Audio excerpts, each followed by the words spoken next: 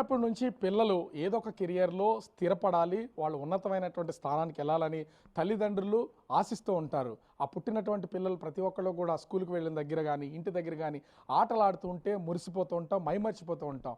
ఇక్కడ అలాంటి ఆటలనే ఒక కెరియర్గా మార్చుకుని దేశానికి గర్వించదగ్గ స్థాయికి వెళ్ళినటువంటి వాళ్ళు కూడా ఛిద్రమైనటువంటి బతుకులు ఇవాళకి బ్రతుకుతున్నటువంటి పరిస్థితి అయితే ఉంది. ఎందుకు అంటే స్పోర్ట్స్లో ఉన్నతమైనటువంటి స్థానాలకు వెళ్ళి ఒలింపిక్స్లో ఆడి వచ్చినటువంటి వాళ్ళ కుటుంబం ఈ రోజుకి కూడా కనీసం ప్రభుత్వాల నుంచి భారీ స్థాయిలో నజరాలను అందుకోలేక ఇంకా దీనస్థితిలోనే ఉన్నారు. ఎందుకు నేను ఈ మాటలు చెప్తున్నానంటే, నేను ఒక రోడ్ చూపిస్తాను. ఇక్కడ ఉన్నటువంటి దాన్ని కనిపిస్తున్నటువంటి ఈ రోడ్ అంతా కూడా చాలా వెడల్పుగా ఉండొచ్చు, చూడడానికి చాలా పెద్దగా ఉండొచ్చు. కానీ ఇక్కడికి వస్తే ఇదేదో సినిమా డైరెక్టర్ రామ్ గోపాల్ వర్మ సినిమాల్లో కొన్ని చూస్తూ ఉంటాం కదా, చిన్న చిన్న సందులు పరిగెట్టుకుంటూ వెళ్తూ ఎక్కడికక్కడ మనం అది చూస్తూ ఉంటాం. అట్లాంటి ఈ చిన్న సందును చూశారు కదా, ఇది ఎంత చిన్నదో అంటే 2 బిల్డింగుల మధ్యన ఒక మనిషి నడిచి వెళ్ళడానికి ఉండేంత ప్లేస్. పైకి బైకులు రావు, పైకి వెళ్ళాలంటే దేని మీద వెళ్ళాం. ఇంత చిన్నగా ఉన్నటువంటిది ఎక్కడికి వెళ్తున్నాను అనుకుంటున్నారు? చూస్తే చిన్న దారిలో ఎక్కడో కొండ మీద ఉన్నటువంటి ఇళ్ళు, ఆ ఇళ్ళకి మధ్యలో చిన్న చిన్న ఇళ్ళు ఉన్న పొజిషన్ అయితే కనిపిస్తుంది. ఈ కొండ మీద మెట్లు సాయంతోనే వెళ్ళాలి, కారు కాదు కదా, చిన్న బైక్లో కూడా ఈ ఇంటికి వెళ్ళాలంటే అత్యంత కష్టమైనటువంటి పరిస్థితి. ఇదంతా నేను ఎందుకు ఇంత వివరంగా ఎక్స్ప్లెయిన్ చేస్తున్నాను అంటే, ఖచ్చితంగా మనము ఒకటి గమనించాలి. ఇక్కడ స్పోర్ట్స్లో ఉన్నతమైనటువంటి స్థాయికి వెళ్ళినటువంటినే ఏదన్నా నేషనల్ మీట్స్లో కానీ ఇంటర్నేషనల్ స్పోర్ట్స్లో కానీ ఖచ్చితంగా సెలెక్ట్ అయినటువంటి మొత్తం అటు ప్రభుత్వంతో సహా అధికారులు, చిన్నవాళ్ళు, పైవాళ్ళు, కింద వాళ్ళు అందరూ కూడా ఒకేసారి రెస్పాండ్ అయిపోతూ ఉంటారు, పొగడ్తలతో ముంచేస్తారు. కానీ వాళ్ళకి కావలసినటువంటి కనీస జీవనోపాధి మాత్రం ఎవరు. ఇదంతా ఎందుకు చెప్తుందంటే, కనిపిస్తున్నటువంటి ఆ ఇల్లు తుడుస్తున్నారు కదా, ఇది సాధారణంగా ఇది ఏదో మనం వచ్చాం కదా అని చెప్పేసి ఆమె ఇల్లు తుడుచుకోవట్లేదు, బాగు చేసుకోవట్లేదు. మనకు కనిపించిందే తీస్తున్నాం. ఆమె ఎవరు అంటే జ్యోతి ఎర్రాజీ తల్లి. ఇప్పుడు ప్రస్తుతం అర్జున అవార్డుకి ఎంపికైనటువంటి జ్యోతి ఎర్రాజీ. నిజం చెప్పాలంటే అసలు అర్జున అవార్డు అంటే ఏంటో, దానికి ఉన్నటువంటి ప్రత్యేకత ఏంటో కూడా నిజంగా ఈ తల్లిదండ్రులకు కూడా పూర్తిగా తెలుసో లేదో. ఎందుకంటే తండ్రి కూడా ఒక వాచ్మెన్. మీడియాలో ఎన్నో కథనాలు వచ్చాయి, అటు ప్రభుత్వాలు స్పందించాయి. ముఖ్యంగా చూస్తే ఇక్కడ అనేక మంది అధికారులు ఏదో చేస్తారని అనుకున్నాం. కానీ ఇవాళ చూస్తే కుటుంబం ఇంత చిన్న ఇంట్లో ప్రస్తుతం అర్జున అవార్డు అందుకోవడంతో పాటుగా సౌత్ ఆఫ్రికాలో ఇప్పుడు హడిల్స్ ఆడడం కోసం వెళ్ళినటువంటి జ్యోతి ఎర్రాజీ వేరే కంట్రీలో ఉంటే కేంద్ర ప్రభుత్వం రేపు జనవరి 17వ తేదీన అవార్డు అందించడానికి అవార్డు ప్రకటన అయితే చేసింది. కానీ ఈ ఇల్లు, ఈ వాతావరణం ఇక్కడ చూస్తే ఒకప్పుడు స్కీమ్లో అంటే ప్రభుత్వ స్కీముల్లో ఇచ్చినటువంటి చిన్న ఇల్లు, కొండపైన ఉన్నటువంటి చిన్న ఇల్లు, తండ్రి ఏమో ఒక నైట్ వాచ్మెన్గా పనిచేస్తున్నటువంటి ఇల్లు, తల్లిని కూడా చూసాం కదా హౌస్ వైఫ్. ఇప్పటి వరకు అంటే వీళ్ళు చెప్పుకునే మాటల్లోనూ వాళ్ళు చెప్తున్నటువంటి వాటిల్లో కూడా చూస్తే ఎవరు ఎట్లాంటి సాయం లేకపోయినా తనంతట తానుగా తండ్రి వద్దన్నా తల్లి వద్దన్నా కూడా స్పోర్ట్స్ని ఆడుతూ ముఖ్యంగా హడిల్స్లో ఒలింపిక్స్ వరకు వెళ్ళి 6వ స్థానంతో బయటకు వచ్చినటువంటి ఆమె ఇక చూస్తున్నాం కదా. ఆమె ఇప్పుడు వరకు గెలుచుకున్నటువంటి మెడల్స్ అన్నింటినీ కనుక మనం చూస్తే పెట్టుకోవడానికి సరైన కొన్ని ఏదో చిన్న గేమ్స్లోనే గెలిస్తే ప్రభుత్వాల నుంచి కోట్ల రూపాయల నజరానాలు ఇచ్చేస్తూ ఉంటారు, ప్రకటనలు చేసేస్తూ ఉంటారు. కానీ ఆమె గెలిచినటువంటి కప్పులు కానీ మెడల్స్ కానీ వాటన్నింటినీ ఎక్కడ పెట్టాలో తెలియక గుమ్మం పైన చిన్న ఒక థర్మాకోల్ షీట్ లాంటిది పెట్టి దాని మీద సెట్ చేసినటువంటిది అయితే చూడొచ్చు. అంటే అంత దీనస్థితి ఇక్కడైతే కనిపిస్తుంది.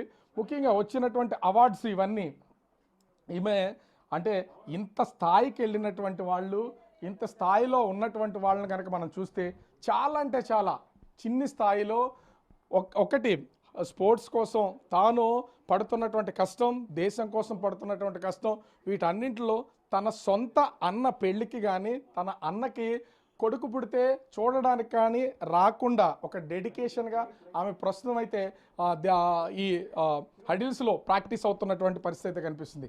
ఇల్లు చూస్తే చిన్న 2 గదులు ఉన్నటువంటి ఒక చిన్న ఇంటిలో ఇంత దీనమైనటువంటి స్థితి. అంటే చిన్నప్పటి నుంచి అంటే స్పోర్ట్స్ ఆడినటువంటి వీటిలో హడిల్స్లో వచ్చినటువంటి గేమ్స్ నిరంతరం ప్రాక్టీస్, గేమ్స్ పార్టిసిపేట్ చేయడం, ప్రాక్టీస్ చేయడం ఇదే కనిపిస్తుంది. కానీ ఇప్పుడు చూస్తే ఇంత స్థాయికి వచ్చినా కూడా ఆమెకి ఏ విధమైనటువంటి ప్రభుత్వ ప్రోత్సాహాలంటే గతంలో అంటే వీళ్ళు ఇక్కడ చెప్పుకుంటుంటే తెలిసింది వైసీపీ ప్రభుత్వం అధికారంలో ఉన్నప్పుడు ఒలింపిక్స్ ఆడిన సందర్భంగా 30 లక్షల రూపాయలు ఆమెకి ఆ ప్రభుత్వం తరపు నుంచి అప్పటికప్పుడు ఇచ్చినటువంటి పరిస్థితి అయితే ఉంది.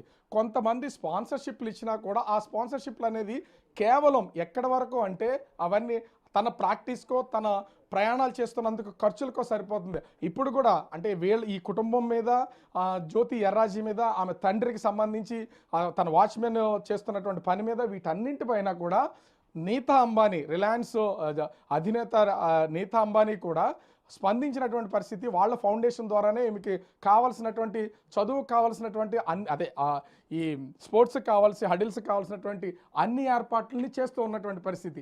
కానీ ఎంత చేసినా కుటుంబం నుంచి ఏ విధమైనటువంటి ప్రోత్సాహం లేకపోవడంతో ఈవేళ మొత్తం ఎంత దూరం వెళ్ళినా ఏం చేసినా ఏ స్థాయికి వెళ్ళినా కూడా ఇల్లు వాకిళ్ళు అన్నీ ఇక్కడే ఉన్నటువంటి పరిస్థితి అయితే మనకు కనిపిస్తున్నటువంటి పరిస్థితి అయితే ఉంది.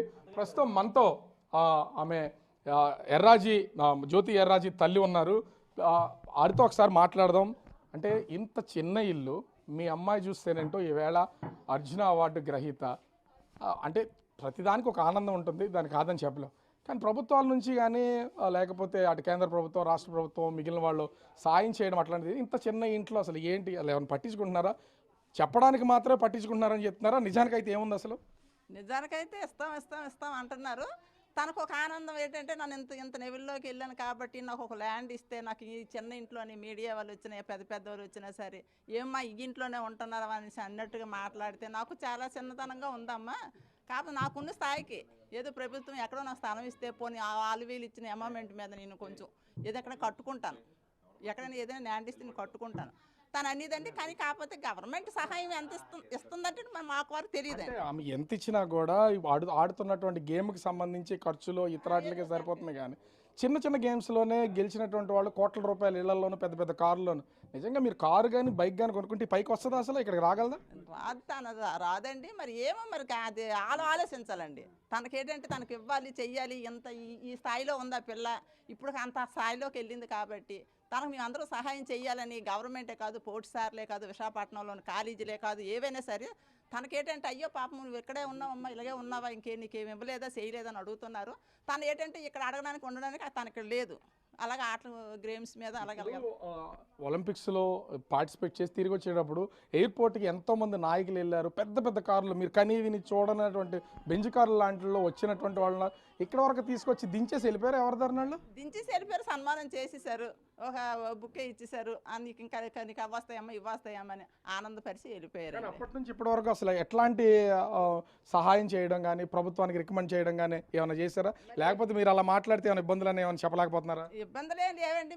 మాకు కూడా వస్తే ఆనందమే కదా. ఇప్పుడు వస్తే అంటే పలానా తరపున వచ్చాయని మేము కూడా 10 మంది చెప్పుకున్నట్టు ఉంటుంది కదా. కాకపోతే ఏమో ఈ స్థాయికి ఉన్నాం, ఇంక మీకు ఏమి ఇవ్వలేదా చేయలేదంటే గవర్నమెంట్ మేము ఎమ్మెల్యేలు వాళ్ళే అడుగుతున్నామండి. ఏంటి మా పాపకి ఏమైనా వస్తుంది అంటే అమ్మ వస్తాయి, గవర్నమెంట్ అంత పేరు రావు కదా, వస్తాయని చెప్తున్నారు. ఆటో డ్రైవర్ కూతురు ఈ స్థాయికి వచ్చింది, ఒలింపిక్స్కి వెళ్ళింది, లేకపోతే అర్జున అవార్డు వచ్చిందని రాసుకోవడానికి తీయడానికే తప్ప నిజ జీవితంలో ఆమెకు కావాల్సినటువంటి మేలు ప్రభుత్వాలు ఎందుకు చేయలేకపోతుంది? మీరు ఎందుకు గట్టిగా ఆడలేకపోతున్నారు? గట్టిగా ఆడలేకపోతే మా వల్ల ఏ సహాయం అంత సహాయం చేసిన వాళ్ళు ఎవరు లేరండి. తన ధైర్యంతో తన మనోయేదంతో నేను ఇంత చిన్నప్పుడు కానీ పేదరికలో పుట్టాను, మా నాన్నగారికి ఆరోగ్యం బాగాలేదు, నేను ఏదైనా సాధించితే రేపు పొద్దున్న నాకు పెద్ద జాబ్ వస్తుంది, నాకు మంచి పేరు వస్తుంది, ఈ స్పోర్ట్స్ కోటాలో నేను కలగల భగవంతుడు అవకాశం ఇచ్చాడు. తను బట్టి తనకు ఎవరెవరు సహాయం చేస్తారని మా వరకు రాదండి. ఎందుకంటే మాకు తెలియదు కాబట్టి తనకి ఇచ్చిందని బట్టి.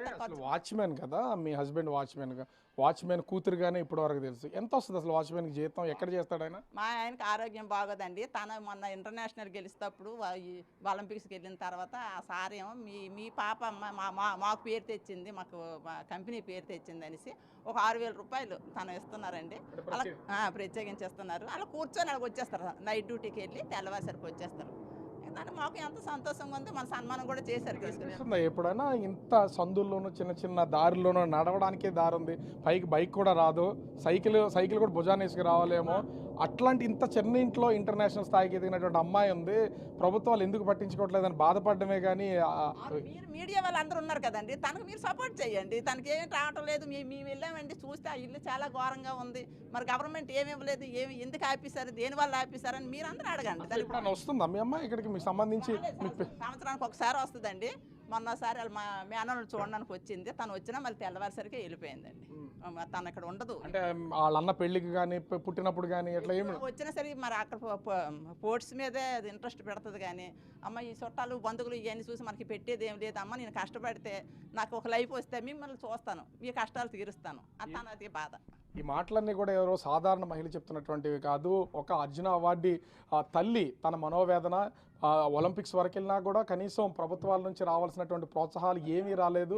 ఇప్పటి వరకు కూడా పూర్తిగా ఏదైనా సాయం చేస్తారని అడగడమే తప్ప చేసినటువంటి వాళ్ళు లేవని ఆవేదన వ్యక్తం చేస్తున్నటువంటి పరిస్థితి అయితే ఉంది. కానీ జ్యోతి ఎర్రాజీ మాత్రం ఇప్పటికీ తనకు అవార్డు వచ్చిన విషయం తెలిసినా సౌత్ ఆఫ్రికాలో ఉన్నటువంటి పొజిషన్ అయితే ఉంది. నిన్నటి వరకు ముంబైలో ఉన్నటువంటి ఆమె మళ్ళీ హడిల్స్ కోసం సౌత్ ఆఫ్రికా వెళ్ళడం, ఈలోపు అవార్డు ప్రకటించినటువంటి పరిస్థితి కనిపిస్తుంది. కుటుంబంలో ఆనందం ఉన్నా కూడా ప్రభుత్వాల నుంచి రావాల్సినటువంటి ప్రోత్సాహాలు రాకపోవడం కొంతవరకు ఇబ్బంది ఉన్నదనేది వాళ్ళ మాటలను బట్టి తెలుస్తుంది.